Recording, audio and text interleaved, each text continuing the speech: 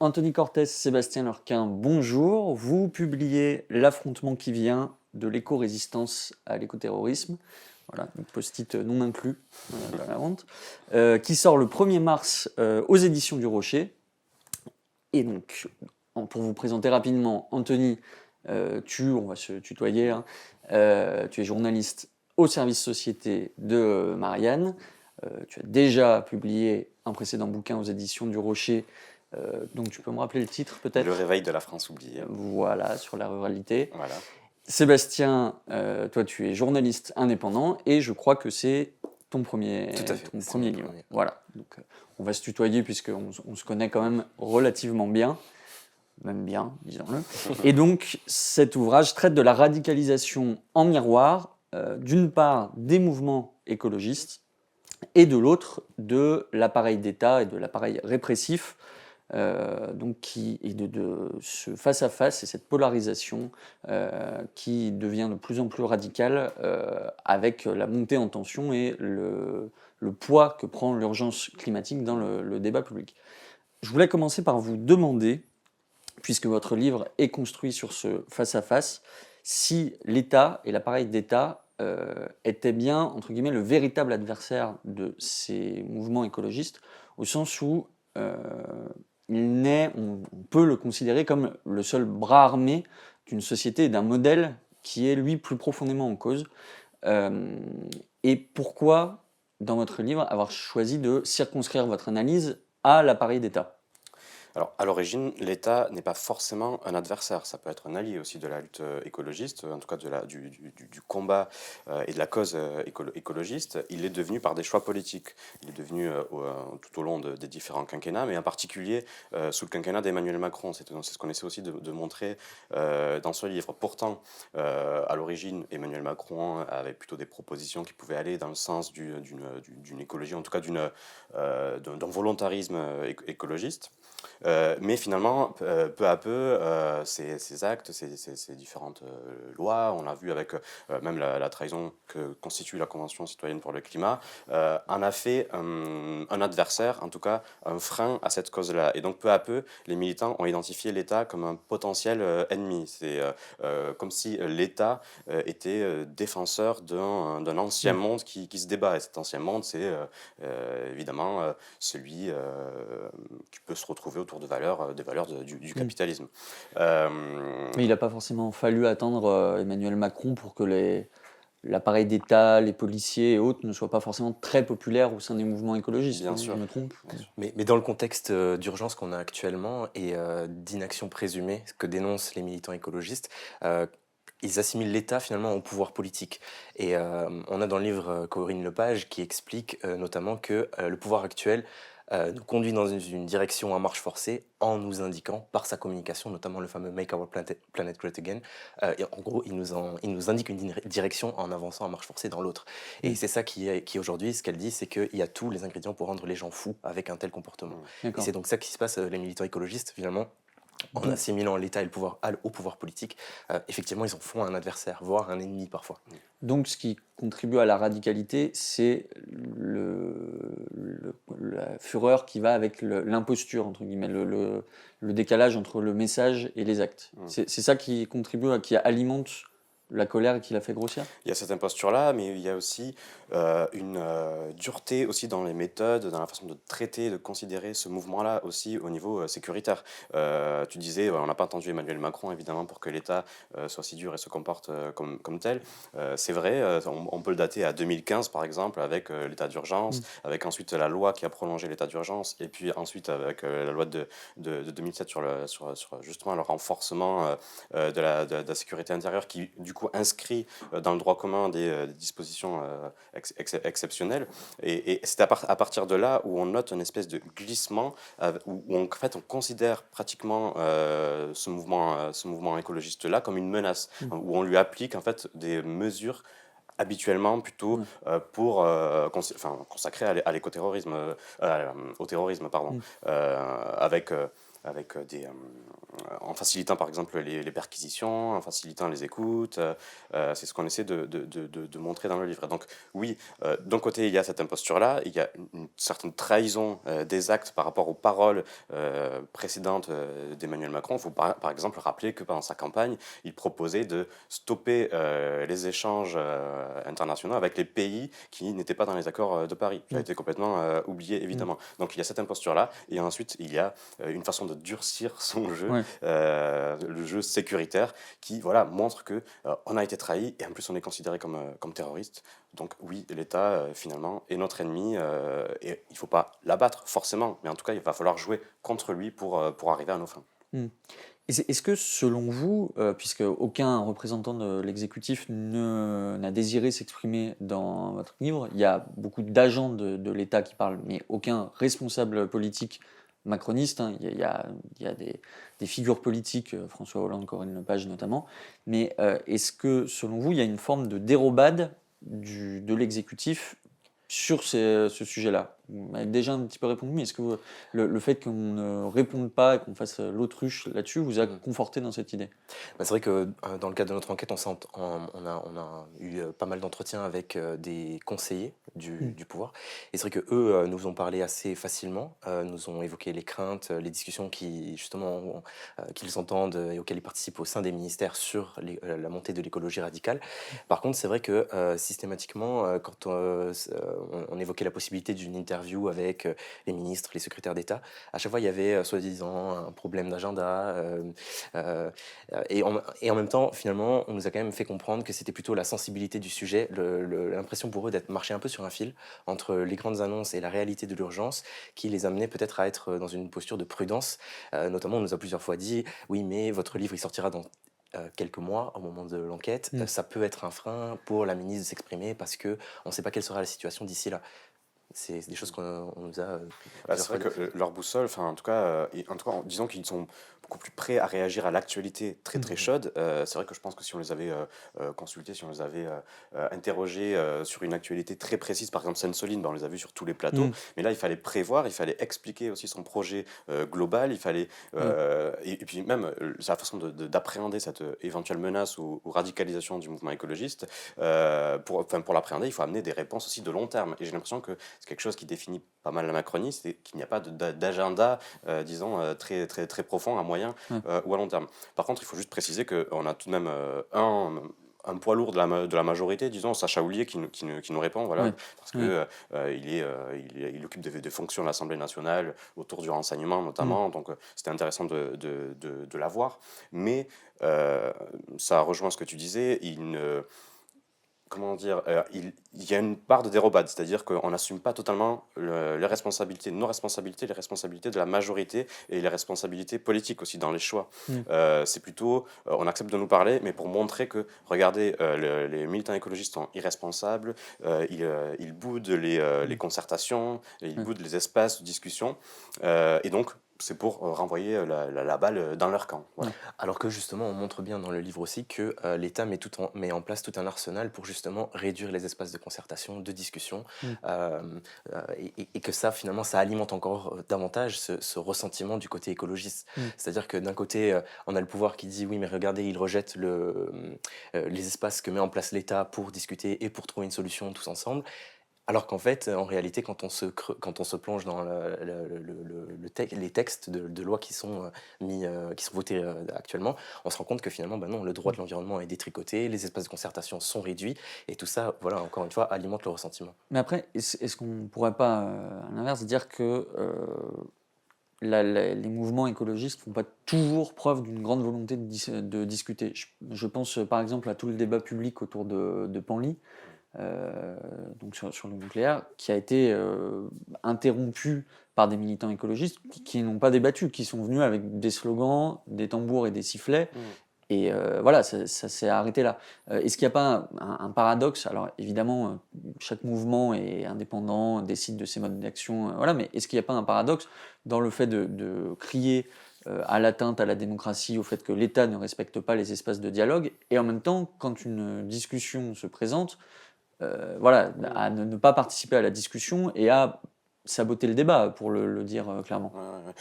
Oui, mais il faut aussi rappeler, tu citais ces événements-là, cette Mm. discussion, ce débat interrompu, mais ça vient à la fin d'un très très très long processus où le dialogue a été totalement abîmé. C'est-à-dire que dans le livre, par exemple, on Mm. cite Antoine Gatté de FNE, France Nature Environnement, qui pour le coup n'est pas du tout affilié à Greenpeace, voilà, qui n'est pas Oui, sectaire sur certaines positions, notamment le nucléaire. Au contraire, le FNE, c'est un des partenaires normalement des institutions, qui est toujours prêt au dialogue, oui, etc.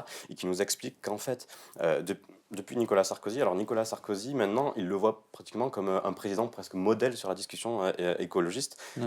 tellement sous François Hollande, le dialogue s'est abîmé, et sous Emmanuel Macron, il est inexistant. Mm. Donc évidemment qu'on n'est pas prêt aujourd'hui à discuter en sachant que le débat, le dialogue sera biaisé. Et puis en plus, cette volonté de dialogue impossible, en tout cas d'écoute Mm. impossible, elle est tout de même marquée par la loi, hein. Enfin, il y a la loi ASAP ou même la loi sur les énergies renouvelables qui cherche à réduire les espaces de discussion Mm. parce que discuter avec des associations, discuter avec les riverains même sur certains Mm. projets, ça empêcherait d'aller trop vite. Mm. Donc oui, je peux te rejoindre, et oui, les écolos ne sont pas toujours prêts à discuter, mais il faut aussi comprendre Bien sûr. Oui, oui. qu'en fait, les dés sont pipés. Donc en fait, pourquoi se prêter à un jeu Ouais. qui forcément sera stérile? Alors, tout le début de votre ouvrage est consacré donne une très large place à des témoignages et à des paroles très fortes, voilà, l'expression d'une grande colère. Et quelque part, donc vous décrivez l'affrontement qui vient. Je voulais vous demander pourquoi l'affrontement n'a pas déjà eu lieu, au sens où si on compare la radicalité écologiste à d'autres radicalités politiques, notamment marxistes, hein, voilà, ou anarchistes, qui ont assez rapidement, en fait, dont une branche a en tout cas assez rapidement basculé dans la violence brute. Comment se fait-il que ce ne soit pas déjà le cas pour la radicalité écologiste? Alors en fait, on peut répondre en deux temps, parce que à la fois, c'est vrai qu'il n'y a pas eu d'accélération très rapide, et en même temps, il y en a quand même une sur les dernières années, les derniers mois. Mm. Ce qui peut expliquer ça, c'est notamment le fait qu'il y a un ADN profondément non violent chez les écologistes. Mm. Tout leur logiciel de pensée, quelque part, est articulé autour de cette non-violence. Or là, finalement, quand on regarde sur les 5 dernières années, il y a quand même une accélération très rapide. On voit que par exemple en 2018 arrive en France Extinction Rébellion, qui est vu comme le summum de la radicalité écologiste. Aujourd'hui, on est en 2023 et Extinction Rébellion est déjà complètement dépassé par d'autres groupes qui proposent notamment d'autres modes d'action, voire et souvent plus violents. Oui, en fait, on en vient à ce qu'analyse Éric Denessé, un spécialiste du renseignement dans le livre, où il décrit en fait une espèce de système de poupée russe. Alors oui, là, on peut te rejoindre en se disant, mais c'est quand même fou qu'on n'en soit pas arrivé à un niveau de radicalité beaucoup plus haut. Mais ce qu'il explique, c'est que récemment, on voit émerger de chaque groupe à chaque fois une radicalité supplémentaire. Mm. C'est-à-dire que Extinction Rebellion est arrivé en 2018, Oui. on s'est dit, oula, enfin, ils sont en train de bloquer Châtelet à Paris, c'est complètement fou, ça y est, la jeunesse entre en Ouais. rébellion. Et on va Et, vers des cellules qui elles, adoptent un mode d'action c'est ça. Bah, en clandestin, fait, qui basculent dans la clandestinité. c'est En fait. ça, Ouais, c'est ça. et on peut le prendre progressivement, c'est-à-dire qu'Extinction Rebellion a donné naissance à Dernière Innovation, Dernière Innovation qui fait partie du réseau A22, qui est notamment affilié à Just Stop Oil, qui voilà, a jeté la peinture sur les tableaux, ce qui paraît pas non plus d'une radicalité incroyable, mais tout de même ça a fait du bruit et on Mm. voyait que la jeunesse était prête à aller plus loin. À partir de ces deux groupes-là, Extinction Rebellion et Dernière Innovation, les militants sont allés vers Terre de Lutte et les soulèvements de la Terre, avec là pour le coup des actions directes au niveau local, et à partir des soulèvements de la Terre et de Terre de Lutte, parfois certains militants vont vers des actions plus clandestines, et là pour le coup rejoignent les bords des actions de l'ultra-gauche avec des sabotages d'antennes 5G, de terminaux de fibre optique, et même, c'est ce qu'on révèle aussi dans le livre, pense à l'abordage de l'éolienne en mer, voilà, qui est pour l'instant en projet. Donc en fait, voilà, cette poupée russe, et on voit cette radicalité est en train de s'accélérer en ce moment, mais tout de même, c'est un rythme pas effréné, mais en tout cas un rythme plutôt soutenu. Et c'est d'ailleurs ce que disent les services de renseignement pour Ouais. reprendre l'image de la poupée russe, c'est-à-dire qu'en fait, au sein de ces différents groupes, à chaque fois naît une volonté de quelques-uns de créer un autre groupe un peu plus radical, et puis encore un autre, etc. Et aujourd'hui, ce qui inquiète les Oui, il y services a de cette renseignement, course à la c'est radicalité. voilà, De, ce qu'ils nous on est disent, c'est jamais- on est- qu'ils nous disent que le danger ne viendrait pas de l'entité Extinction Rébellion ou autre, mais au sein de ces groupes de ces identifiés-là, ramifications. il pourrait y avoir 3-4 personnes qui décideraient de créer une cellule en Ouais. fait, en vue de commettre des actions plus Et- violentes. Par ailleurs, donc, en plus de ce mouvement enfin, de ce phénomène de poupée russe vers de plus en plus de radicalité, il y a autre chose que vous décrivez, c'est un amalgame progressif, presque une émulation, entre d'un côté la radicalisation des écologistes et de l'autre l'écologisation des radicaux. Est-ce que vous seriez capable, si c'est possible, hein, de dire dans quelle proportion ça se passe, ça quelles sont les forces en présence voilà, cette rencontre, elle se fait à partir de quelle base? Aujourd'hui, ce qu'on peut dire, c'est que les mouvements et les personnes qui viennent de groupuscules d'ultra-gauche et qui essaient d'importer les modes d'action de l'ultra-gauche, des anarchistes, antifascistes et libertaires, sont ultra minoritaires. Mais ce qui est intéressant, c'est que leur mode d'action et leur volonté d'aller vers la violence commencent peu à peu à se diffuser. Donc les écologistes sont encore ultra majoritaires, la pensée pacifiste est encore majoritaire, omniprésente, mais petit à petit on observe une espèce de contagion. Et d'ailleurs on cite le rôle de Deep Green Resistance là-dedans. Alors Deep Green Resistance c'est un tout petit groupe, hein, c'est groupusculaire, et ils ont quelques groupes à Paris, en Bretagne, ils en ont formé un récemment aussi à Lyon, mais eux justement leur volonté, alors ils s'appuient aussi sur une maison d'édition qui s'appelle les éditions Libres, dont le fondateur fait aussi partie de Deep Green Resistance. C'est deux jambes, et eux leur volonté c'est de faire de l'entrisme dans le milieu militant écologiste pour que la violence soit non pas un des axes mais l'axe principal. Donc ils éditent des ouvrages en ce sens, etc. Et donc c'est là où en fait on voit une espèce d'alliance entre Deep Green Resistance, qui est plutôt un mouvement écologiste qui veut la fin de la civilisation industrielle, et les méthodes de l'ultra-gauche, qui en fait, petit à petit, sont en train de totalement contaminer le mouvement écologiste global. Et ça, on l'a vu très concrètement sur le terrain, en reportage à Sainte-Soline, où effectivement, on voit dès le matin des gens arriver tous habillés, soit en bleu de travail, soit tout en noir. Et là, on voit tout à fait les méthodes de l'extrême gauche qui vont être plutôt... alors là, c'était vraiment intéressant parce qu'on voyait que ces personnes arrivaient et que les militants écologistes, finalement, soit fermaient les yeux, soit s'en accommodaient. Et finalement, on a vu ce que ça a donné. C'est-à-dire que la manifestation, elle a été vraiment pensée presque avec une stratégie militaire, avec 3 fronts pour percer le cordon de gendarmerie et attaquer le chantier de Bassine. C'était une sorte de laboratoire justement pour répondre à ta question, Sainte-Soline, parce que Sainte-Soline, on arrive, on voit alors d'abord des drapeaux de toutes les organisations plus traditionnelles, de Greenpeace à Attaque, etc. etc. Et en même temps, on voyait les tentes, parce qu'en fait, ils campaient là depuis quelques jours, des personnes qui sortaient cagoulées en noir, et on s'est dit, les deux mondes vont se heurter, ils vont forcément, pour parler crûment, se foutre sur la gueule avant d'aller à la manifestation, et pas du tout, en fait, ils ont fait plus que tolérer leur présence, ils se sont organisés avec eux. C'est-à-dire qu'en fait, il y avait une première ligne avec les Black Blocs, alors comme dans une manifestation classique, évidemment, on ne découvre pas la Lune, mais c'est quand même inédit pour une manifestation écologiste de dire, bon, vous gardez vos méthodes violentes, vous ne vous disciplinez pas, on ne vous demande pas ça, pas du tout, vous y allez, avec vos méthodes, vous allez au front, parce qu'il y a une ligne de CRS. Mais si j'ai bien compris, la manif était même... Enfin, la contestation était même hiérarchisée en fonction des niveaux de violence admis dans les cortèges. Je crois que tu l'as raconté dans Marianne notamment, il y avait 3 cortèges. Ouais, c'est ça. Ce qui est intéressant, c'est qu'on arrive, on prend un petit café, et il y avait des personnes qui abordaient un petit peu les gens. On se demandait, tiens, mais qu'est-ce qu'ils font avec des tracts dans la main. Ils viennent nous voir, ils nous disent, bon, vous voulez aller dans quel cortège? Comment ça? Il y a 3 cortèges. Vous voulez que ça cogne, ou vous voulez être plutôt tranquille? C'est-à-dire, et donc là il nous explique qu'en fait le cortège vert ça va cogner, on va aller au front, on va aller directement essayer de percer la ligne des forces de l'ordre, et il y avait un énorme dispositif de gendarmerie, il y avait un deuxième dispositif un peu plus soft, mais aussi où voilà, il fallait s'attendre à des heurts, et il y avait enfin le dernier cortège, le cortège blanc, qui là était celui des organisations plus traditionnelles, avec les députés qui marchaient tranquillement au pas, donc oui c'était totalement hiérarchisé et assumé aussi. Alors je vais citer donc, dans un des témoignages donc d'un membre, d'une membre, je crois même, de Deep Green Resistance, donc, que vous citez dans votre livre. Si t'es à 2 et que tu crames un truc, la peur est là. La peur, ça change pas mal de choses dans le rapport de force. Alors, sans faire d'amalgame rapide avec, avec les massacres islamistes ou autres, mais est-ce que par ailleurs, utiliser la peur dans un rapport de force politique, c'est pas très exactement la définition du terrorisme? Et est-ce que, de ce fait, ce genre de propos ne donne pas du crédit à l'expression employée par Gérald Darmanin d'éco-terrorisme? Bah, c'est vrai que la peur, ça peut être un point de départ vers l'écoterrorisme. Mais on ne peut pas vraiment parler d'écoterrorisme parce qu'il n'y a pas eu de dégâts humains. Donc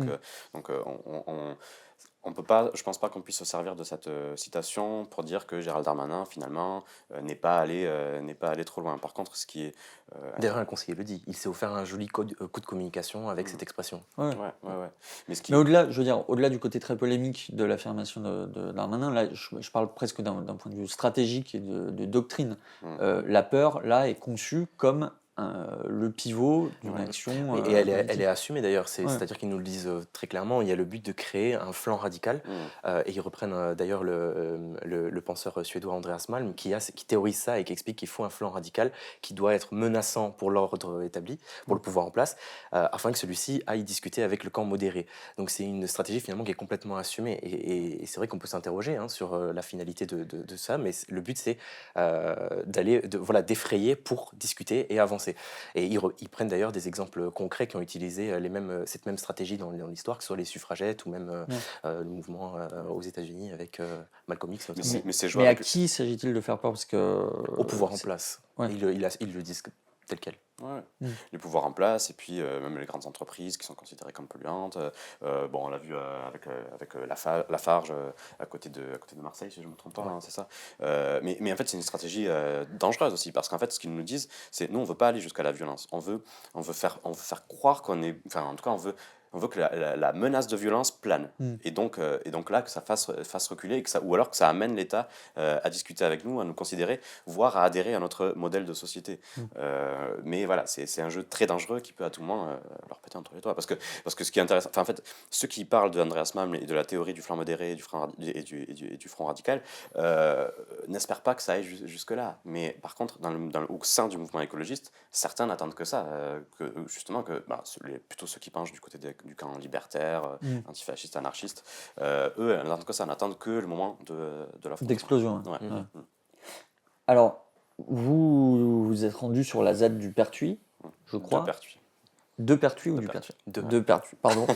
Et donc vous avez été expulsé. Est-ce que vous pouvez nous raconter un petit peu ça? Parce que c'est un des épisodes marquants du livre. Comment ça s'est passé, cette histoire-là? Alors c'est qu'à Pertuis, donc c'est une ville du Vaucluse où le maire entend étendre une zone d'activité sur des terres agricoles. Donc il y a une ZAD qui s'est constituée sur place, et donc on a voulu s'y rendre pour comprendre, pour pouvoir pénétrer dans la ZAD et comprendre un peu les rouages de son fonctionnement. Donc on arrive sur place, ça se passe plutôt bien, on arrive à rentrer, on passe les barricades pour le coup, les pièges, etc. On est dans le cœur de la ZAD pendant plusieurs heures, on discute avec plusieurs militants, c'est très intéressant, on comprend pourquoi ils sont là, ils nous expliquent leur combat, etc. Et d'un coup, un peu, il y a un individu tout habillé en noir qui s'approche de nous, qui commence à nous poser des questions, à faire des allusions au fait qu'il serait armé, etc., qu'il y a certaines questions qu'il ne faut pas poser, etc. Et il s'en va. Nous, on continue à discuter avec les militants qui sont là, et il revient une fois, deux fois, trois fois, il commence à vouloir fouiller nos sacs, il refait des allusions à son couteau, des choses comme ça.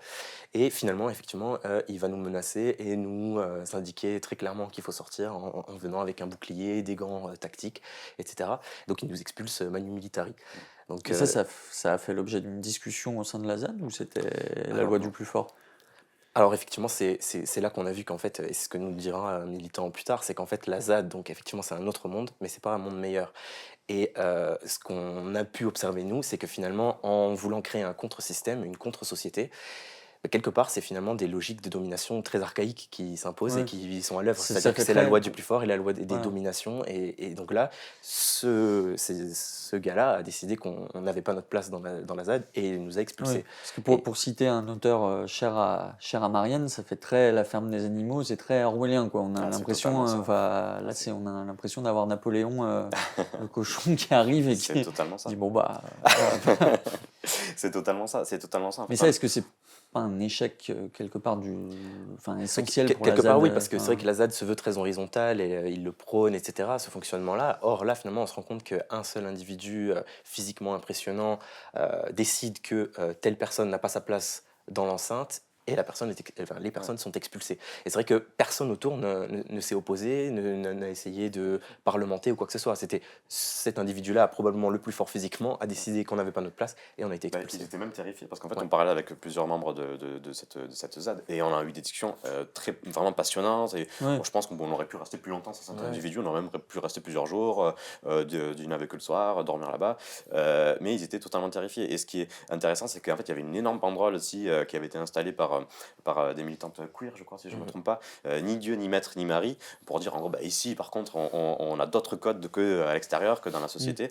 Mais non, en fait, si, évidemment qu'il y a des dieux, enfin, en tout cas, évidemment qu'il y a des hiérarchies, en tout cas, évidemment qu'il y a des dominants, et enfin, à la fin, c'est ni mari, mais en fait, il y a la violence à une certaine part, les hommes ont un certain rôle très déterminé, c'est les chefs de guerre, entre guillemets, c'est eux qui mettent en place les pièges, c'est eux qui mettent en place les barricades, c'est eux qui pensent aux stratégies en cas d'assaut, et pendant ce temps, les femmes sont en train de faire c'est un peu vrai, de faire la popote et constituer les banderoles, quoi.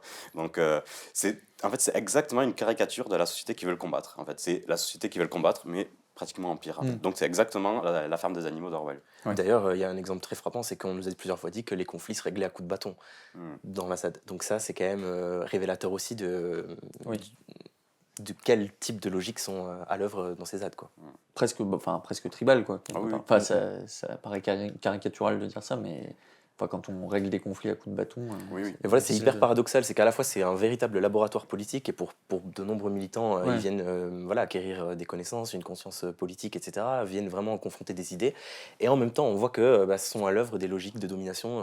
Un peu archaïque, quoi. Voilà, c'est ça. Ouais. Et d'ailleurs, certains militants en finissent en sorte secoués de ces ZAD parce qu'on parle par exemple avec des zadistes de la ZAD du Carnet et même de Notre-Dame-des-Landes qui nous expliquent en fait, moi je suis allé là-bas parce que j'espérais une espèce d'espace très sain où tout le monde allait être avec de bonnes intentions, avec un projet politique pacifiste, favorable à l'émancipation individuelle de chacun. Et en fait, non, ils prennent cette violence-là de face et ils en sortent avec des problèmes presque psychologiques ensuite. Enfin, on a eu ce genre de cas. Alors, on a beaucoup, là, on a beaucoup parlé des plus radicaux.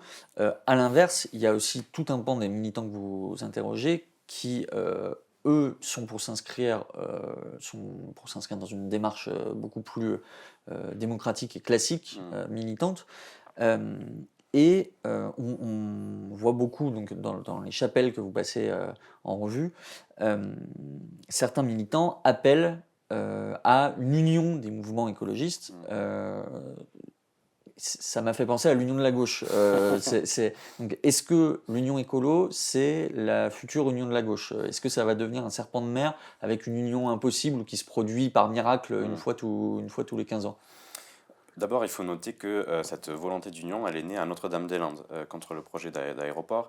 On parlait de la ZAD du Pertuis et des ZAD en général, qui sont d'éventuels laboratoires politiques. À Notre-Dame-des-Landes, c'est vrai qu'il y a eu ces différents groupes, aussi des militants indépendants, et même des structures comme Attac, qui ont essayé de penser petit à petit à une union et à une stratégie potentielle pour exister et pour que le combat écologiste soit le premier combat, en tout cas, disons, une espèce de variables incontournables du débat politique et du débat médiatique. À Notre-Dame-des-Landes, donc, l'idée a essaimé, et puis ça a donné Terre de lutte et les soulèvements de la Terre, en particulier les soulèvements de la Terre. Les soulèvements de la Terre, maintenant, c'est une sorte de réceptacle, justement, où tous ces mouvements se retrouvent pour lutter contre des projets locaux. Et là, avec un peu plus de succès que l'Union de la gauche, parce que ils ont tout de même réussi à abattre certains projets, notamment le dernier en date à la Clusaz, où il y avait une espèce de projet un petit peu comme les bassines, sauf que là c'était pour créer de la neige artificielle pour les pistes de ski. Donc ça fonctionne davantage. Ça fonctionne davantage parce que Mais donc c'est un vrai contrepoids par rapport au mouvement de radicalité que vous décrivez, à tout ce mouvement de poupées russes. Il y a quand même un vrai contrepoids, on pourrait dire démocrate ou réformiste, qui existe. Disons que dans... Oui et non, parce que quand même, ils obtiennent effectivement l'arrêt du projet à la CLUSA, mais c'est après avoir installé une ZAD. Donc on voit que Ouais. on est en permanence dans quand même un combat politique où on utilise quand même des méthodes Oui, les deux en modes dehors d'action sont Voilà. pas En exclusifs. fait, Voilà, c'est ça. En fait, ils tiennent sur leurs deux jambes. C'est-à-dire Ouais. que d'un côté, on cherche le rapport de force, on cherche la menace de l'action radicale, et de l'autre côté, on mène des actions juridiques. Donc là, voilà, on en revient à ce que tu disais, par exemple, France Nature Environnement qui est à la pointe là-dessus, Génération Future et d'autres.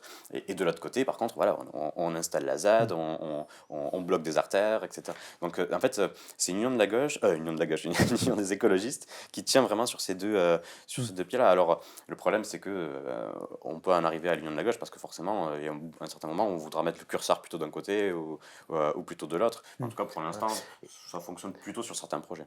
Et à la fois, il y a quand même déjà, on voit des tensions qui apparaissent et qui posent la question, comme tu la poses, hein, sur une réelle union, parce que notamment, on voit, par exemple, quand FNE nous dit, critique Extinction Rébellion en disant c'est super leurs actions médiatiques, moi aussi j'aimerais bien me déguiser en ours, nous dit l'un d'eux, mais concrètement, c'est quoi qu'est-ce qu'il y a derrière ton action médiatique? Et souvent, on voit que FNE, qui est justement un acteur, France Nature Environnement, qui se bat dans l'ombre, Oui, c'est vraiment sur le terrain juridique. Voilà, c'est ça. Pour le coup, ne voit pas d'un mauvais œil les actions médiatiques des nouveaux groupes militants, entre guillemets, mais se demande réellement quelle est la finalité, qu'est-ce que vous faites changer réellement. Ouais. Et c'est un peu la balle qu'on se renvoie systématiquement au sein des mouvements. Il y a un vrai tiraillement dans les deux camps, mais surtout chez les modérés entre réforme et révolution. C'est-à-dire que même à FNE, on se dit, mais en fait, l'État ne respecte pas le droit, donc évidemment que nous, en tout cas le camp écologiste finira par ne pas respecter l'État, et en même temps s'engage dans des démarches plutôt constructives, en essayant de constituer une jurisprudence, voilà, avec un travail qui dure des années, en allant dans les tribunaux, etc. Enfin, c'est vraiment une espèce de conflit interne qu'on a noté autant chez les modérés que chez les radicaux d'ailleurs. Toute la deuxième partie de votre ouvrage donne beaucoup la parole à des agents, notamment du renseignement, des différents services de renseignement. Alors, d'abord, je voulais vous demander si l'acuité avec laquelle ils décrivent la dynamique à l'œuvre au sein des mouvements écolos vous a surpris ou pas. Et par ailleurs, ce qui est frappant, c'est qu'on a l'impression, en lisant votre livre, que tout le monde a conscience d'avoir le doigt pris dans un engrenage, mais personne ne sait comment en sortir. Et on a l'impression voilà, d'un côté, d'une fatalité à l'œuvre. Est-ce que vous avez, après avoir parlé aux différents camps, est-ce que vous partagez vous aussi ce sentiment, ou est-ce que, selon vous, il y a une porte de sortie possible qui se dessine? Alors pour répondre à la première partie de la question sur l'acuité des services de renseignement, c'est vrai que ça nous a surpris parce qu'il y a des groupes que nous, on a découverts au fur et à mesure de notre enquête, et des groupes qui sont totalement inconnus pour le pouvoir politique notamment. Et là, soudain, en parlant avec des agents du renseignement, non seulement ils connaissaient ces groupes-là, mais ils les avaient déjà étudiés, et ils savaient à peu près leur... Ce qui, en un sens, est plutôt rassurant pour Oui, des oui. services de renseignement. Ouais, c'est vrai. aussi. Il y avait une vraie cartographie. Et puis Voilà, même dans les services de gendarmerie aussi. Enfin, c'est pas seulement la DGSI ou les renseignements territoriaux qui avaient une connaissance absolue des forces en présence. La gendarmerie était prévenue, plutôt vigilante, connaissait à peu près les forces en présence.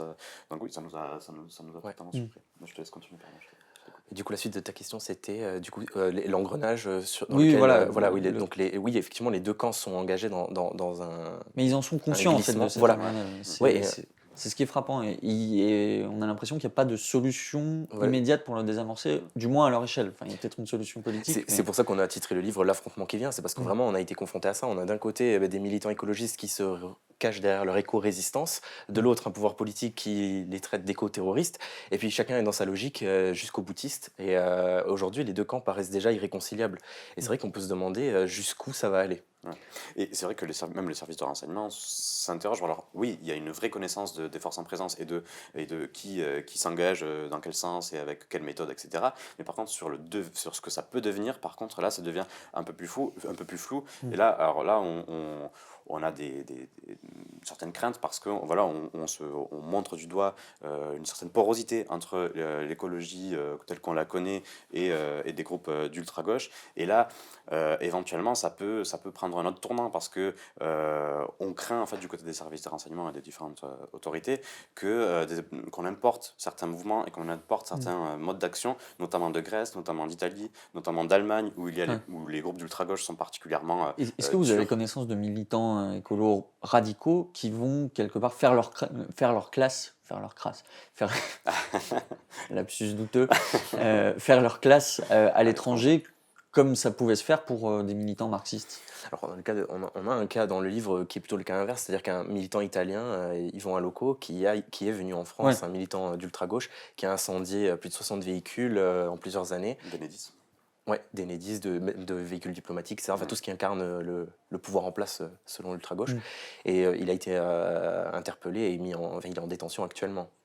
Et de l'autre côté, alors que se prépare une manifestation le 25 mars contre les bassines dans le Poitou, notamment initiée par les soulèvements de la terre, ils sont actuellement en tournée en Suisse, en Italie, en Grèce, pour ramener des mouvements, mais aussi s'inspirer de leurs méthodes. Mais il y a une internationalisation Ouais. de la lutte écolo. Ouais, et c'est ce que nous montre et c'est ce que nous signalent des membres du renseignement, mais aussi des spécialistes comme Éric Denessé, qui dit en fait, voilà, depuis quelques années, on observe que des Français vont en Suède pour essayer d'importer certaines méthodes, des Allemands viennent ici, etc. Enfin, il y a vraiment une espèce d'international. Ouais. Et ce qui les inquiète particulièrement, c'est notamment autour de l'usage des explosifs, puisque c'est ce qui a été observé en Italie déjà, où des antennes 5G ont été vraiment incendiées avec des minuteurs et des systèmes complexes.